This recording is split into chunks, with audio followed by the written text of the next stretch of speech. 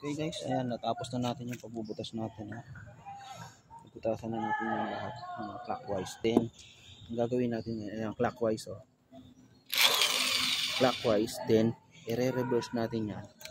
Pagbubutasan na natin talaga yung dos na laki ng butas. Ito.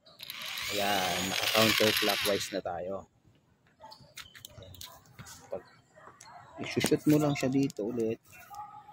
Then,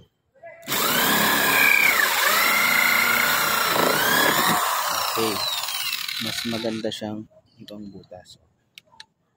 Naka-clockwise na siya. Then, mas maalwal siyang